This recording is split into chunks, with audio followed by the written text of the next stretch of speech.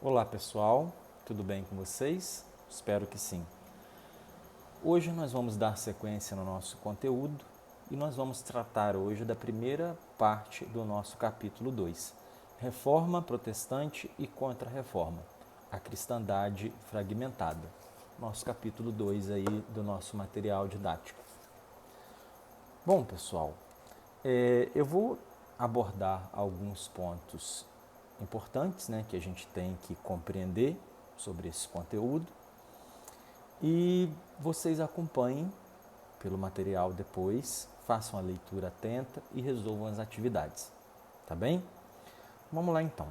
Pessoal, a primeira coisa que nós temos que destacar sobre a reforma é que ele foi um movimento histórico que se inicia ainda no contexto do Renascimento, que foi o que a gente aprendeu no capítulo anterior.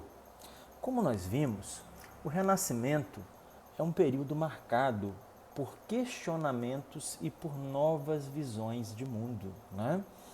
A gente percebe um ser humano mais preocupado com a racionalidade, com o pensamento racional, um ser humano que abandona um pouco do teocentrismo da Idade Média e que passa a questionar o mundo que ele vive, as relações que são estabelecidas nesse mundo.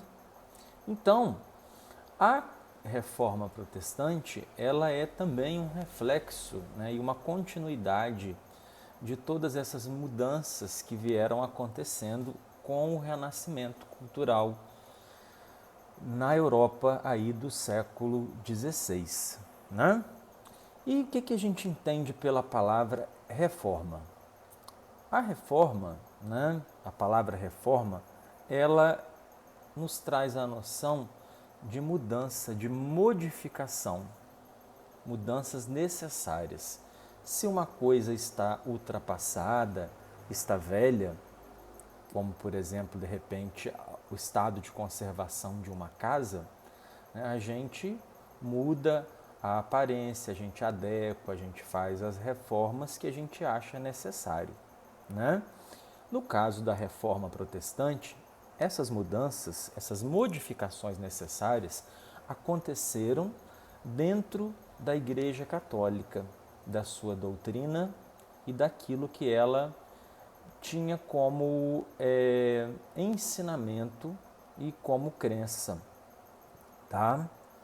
Bom, durante a Idade Média, como nós estudamos, nesses estudos anteriores, a Igreja Católica ela era uma instituição muito poderosa, tanto do ponto de vista espiritual como do ponto de vista temporal.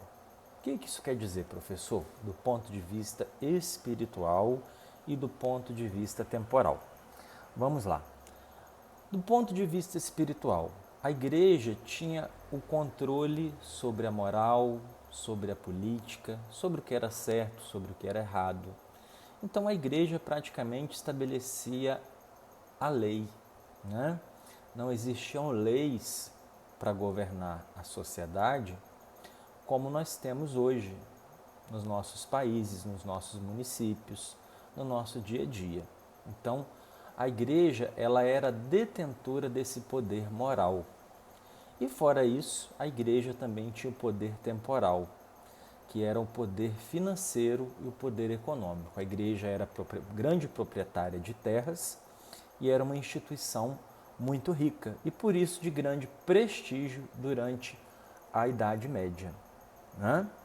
Bom, as diversas ações da igreja passaram a ficar distantes dos ensinamentos bíblicos.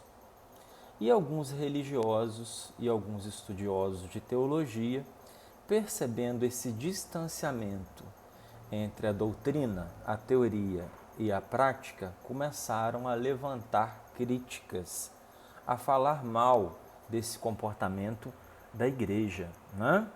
Pois ela, enquanto instituição, ela estava distante dos seus fiéis e distante daquilo que Jesus Cristo deixou para nós como preceito, como ensinamento, como regra de conduta.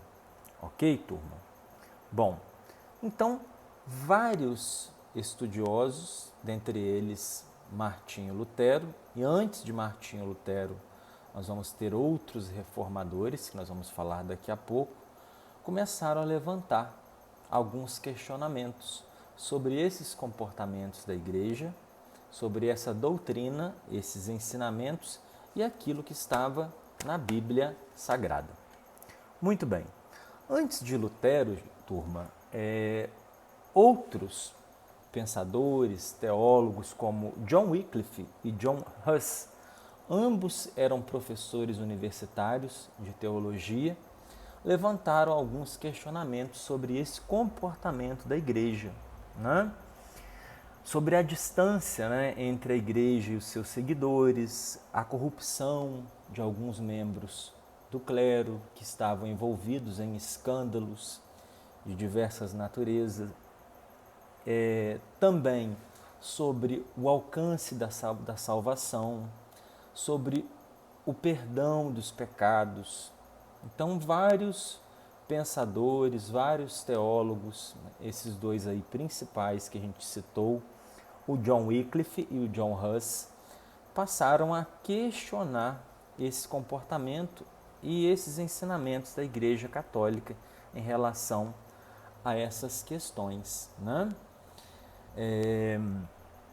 Ambos esses teóricos, né, esses teólogos, perdão, foram condenados pela Igreja Católica por heresia, sendo que John Huss foi condenado à fogueira por apenas se colocar numa posição crítica à Igreja. E para a Igreja, naquela época, tudo era baseado na sua autoridade, né? A Igreja não aceitava ser questionada. Bom, passando então para os motivos aí que conduziram a sociedade naquela época ao contexto da reforma. Primeiro deles, insatisfação dos reis e da nobreza em relação à igreja. Como eu falei anteriormente, a igreja ela era uma rica proprietária de terras e ela tinha muita influência sobre a política.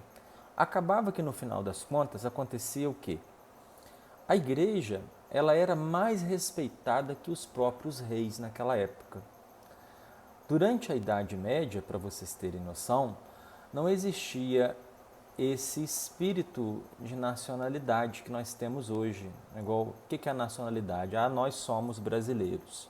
Aí tem lá os espanhóis, tem os franceses, portugueses, italianos, alemães, né? Isso é o que? É a nacionalidade. Então as pessoas não se sentiam como parte de um país, como que fizessem parte, que pertencesse a um povo, mas um sentimento era comum em todo o território da Europa, todos se consideravam cristãos. Então logo o Papa tinha mais respaldo e respeito pelas pessoas dentro da política do que os próprios reis. E isso despertava uma certa inveja dos membros da nobreza e dos próprios reis. O que, com o tempo, vários reis começaram a fazer uma certa oposição e a invejar esse prestígio, esse respeito que a Igreja Católica, enquanto instituição, tinha perante o povo. Segundo motivo, insatisfação da burguesia. A burguesia, como nós sabemos, são quem? São os comerciantes, banqueiros. Era uma classe que fazia dinheiro com seus negócios. Era uma classe que lucrava muito com seus negócios. E isso era extremamente criticado pela burguesia. Hoje a gente acha normal, né? Um banco fazer um empréstimo a juros, mas naquela época isso era extremamente condenado pela Igreja Católica, o estilo de vida burguês, o acúmulo de riquezas, né? Então, a Igreja condenava esse estilo de vida burguês e dizia que aquilo era o pecado de usura. Os burgueses, sentindo-se criticados pela Igreja Católica, desejavam o quê? Uma religião que não apontasse o dedo na cara deles, que não criticasse, mas que sim concordasse com seu estilo de vida. Então, a burguesia estava insatisfeita com a Igreja Católica, com o catolicismo, em virtude dessas críticas que a Igreja direcionava ao seu estilo de vida. Passando para o próximo motivo para que a reforma acontecesse: a corrupção e o despreparo dos membros do clero. Hoje, gente, para você ser padre, para você ser um pastor, por exemplo, você precisa fazer uma faculdade de teologia. Você precisa se preparar para estar à frente de uma congregação religiosa. Naquela época, os padres e os principais líderes da Igreja Católica, eles eram indicados da nobreza, principalmente os líderes, né? As pessoas que ocupavam cargos de destaque. E nem sempre aquela pessoa que era direcionada para esse cargo, ela tinha vocação, ela se sentia nascida para fazer aquilo. As pessoas hoje, né, os padres, muitos deles, né, padres, pastores, né, a maioria deles, quando ingressam na vida religiosa, é porque acreditam ter vocação para aquilo e fazem por gosto, por doação. Não sei se vocês recordam, mas vamos recordar agora, naquele direito sucessório dos filhos do senhor feudal, como nós estudamos anteriormente, o primeiro filho herdava as terras do pai. O segundo filho geralmente era encaminhado para a vida religiosa. E nem sempre esses segundos filhos, os filhos secundogênitos, eles desejavam aquilo. Então muitos iam para a vida religiosa, para a carreira religiosa, inconformados e frustrados. Né? Poxa, por que meu pai escolheu isso para mim? Eu não quero ser bispo, eu não quero ser arcebispo, eu não quero seguir a vida religiosa. Então muitos assumiam esses cargos sem querer. E isso, lógico, se você não faz uma coisa que você gosta, que você acha que nasceu para aquilo, você acaba fazendo aquilo de qualquer jeito, sem vontade. E isso acarretava em quê? Na formação de um clero, de membros da igreja completamente sem vocação, sem desejo por estar ali desempenhando aquela função dentro da igreja. Então eram pessoas despreparadas, sem vocação, e pessoas corruptas, que se corrompiam por dinheiro. Eram pessoas que tinham, na Igreja Católica, por exemplo, predomina o celibato, né? Os padres não podem se casar. Então muitos padres, muitos líderes tinham família, envolviam-se em escândalos sexuais, né? E esses escândalos eram muito visíveis, né? Essa situação de corrupção e de despreparo. Fora isso, né, por último e também mais grave, né, mais criticado, principalmente por Lutero, nós vamos ver, a igreja praticava a venda das indulgências e a prática também da simonia. Vamos traduzir isso aí para vocês, né? O que era a venda das indulgências? Indulgência é uma palavra do português que, se a gente trocar por uma palavra mais conhecida, a gente pode trocar pela palavra perdão. Então a igreja vendia o perdão dos pecados. Vamos supor que uma pessoa rica, matou uma pessoa. E aí chegava para o padre e falava: padre, eu pequei, eu matei uma pessoa. Para um padre, para um bispo, geralmente era uma autoridade, né? E aí essa autoridade da igreja virava e falava o seguinte: olha, me dê aí, vamos supor, 5.000 reais, está aqui este documento, isso aqui é uma certidão, onde a igreja perdoa esse seu pecado mortal. Então as pessoas compravam a salvação. A igreja vendia a salvação da alma e o perdão dos pecados. E a simonia? O que era a prática da simonia? era o comércio de objetos supostamente sagrados. Pegava assim um pouco de água, colocava num frasquinho, falava: olha, gente, aqui dentro desse frasco tem a água que batizou Jesus Cristo, a água do Rio Jordão. É 5.000 reais essa relíquia aqui. Esse pedacinho de pano aqui é um pedaço do pano que Verônica utilizou para secar o sangue, para limpar o rosto de Jesus quando ele estava subindo para o Calvário para ser crucificado. Isso aqui vale 5.000 reais, esse pedacinho de pano. Tá vendo esse espinho aqui? Outra relíquia. É um espinho da coroa de Jesus Cristo. E com isso a igreja ia comercializando, enganando e iludindo as pessoas. Ok? Então tudo isso aí eram erros que a igreja vinha cometendo. Tá? E aí, um dia, um monge alemão, Martinho Lutero, um monge agostiniano, é importante a gente destacar que ele nem sempre esteve na carreira religiosa, ele era de uma família da nobreza, um menino de família de boas condições, e ele, inicialmente, ele começou os estudos em direito, mas inconformado, ele resolveu ingressar na vida religiosa. Bem? E ele foi fazer o curso de teologia, fez a faculdade de teologia, depois fez o doutorado e começou a dar aula na universidade.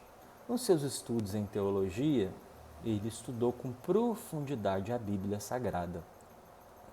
E ele percebeu uma grande discrepância, uma grande discordância e uma grande contradição entre a prática cotidiana, o comportamento do clero e aquilo que estava escrito na Bíblia Sagrada.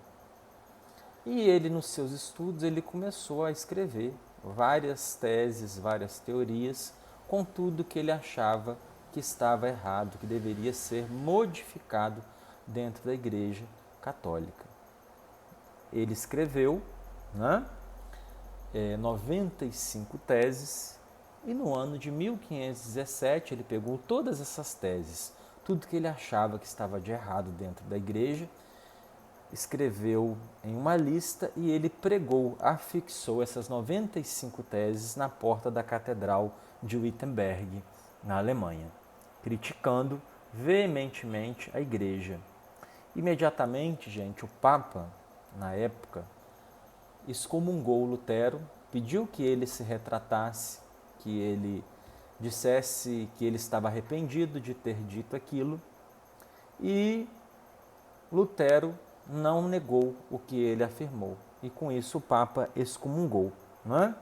Esses escritos de Lutero provocaram um cisma, uma separação, uma briga muito grande dentro da igreja religiosa, separando a igreja católica e surgindo as igrejas protestantes. É importante a gente abrir até aqui um parênteses e entender o seguinte: católicos e protestantes, eles seguem a mesma religião. Eles estão em igrejas, em congregações diferentes, mas ambos são igrejas que professam uma só fé, o cristianismo. Eles seguem a mesma religião, têm o mesmo livro sagrado, a Bíblia, tá, gente? Então houve a separação dessas igrejas e surgiram as igrejas protestantes ou evangélicas. Na época, Carlos V era o imperador católico. O império dele abrangia os territórios que hoje correspondem à França, à Espanha, Portugal, à Itália e à Alemanha. Então ele era o imperador que governava todo aquele território e existiam vários principados, vários príncipes que governavam localmente, que tinham poder local. E aí o imperador Carlos V, na época, imperador romano germânico, convocou uma assembleia e deu a ordem para conter o avanço do protestantismo. Nisso, quando ele deu essa ordem, essa convocação para a assembleia, vários príncipes se colocaram numa posição de protesto. Daí que surge o nome Reforma Protestante. Tá, pessoal? Bom, nesse contexto, como nós vimos no capítulo passado de Renascimento, a invenção da imprensa por Gutenberg, John Gutenberg, foi muito importante para ajudar na proliferação, e a língua está travando, na proliferação das ideias, das doutrinas protestantes. Né? A Bíblia foi traduzida para o alemão e várias pessoas passaram a ter acesso ao exame individual e livre da Escritura Sagrada, coisa que era um privilégio apenas da Igreja Católica. Né? Lembrando que durante a Idade Média, grande parte da população era analfabeta, né? E com isso, né, com a invenção da imprensa, várias pessoas passaram a ter acesso a livros e a Bíblia em si. Tá?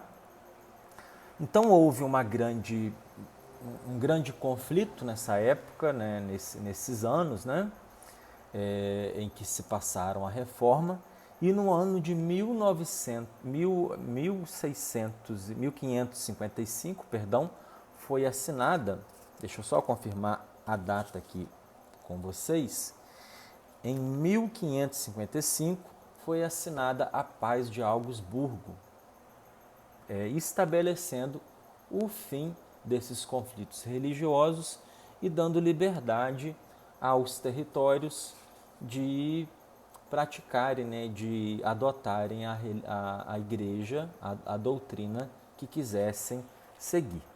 Tá bem? Pessoal, agora falando sobre a reforma calvinista, que foi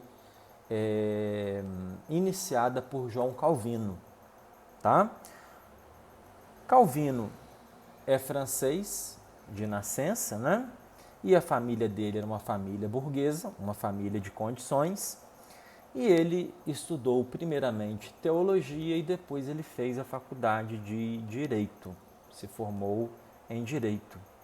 E ele, assim como Martinho Lutero, defendia que a salvação se dá através da fé, né? Porque a Igreja Católica dizia que a salvação se dá através das obras, e os protestantes começaram a dizer que a salvação ela é adquirida não por meio de compra, de certidões, por meio de obras, pela quantidade de dinheiro que você doa, mas sim pela fé que você tem no seu coração.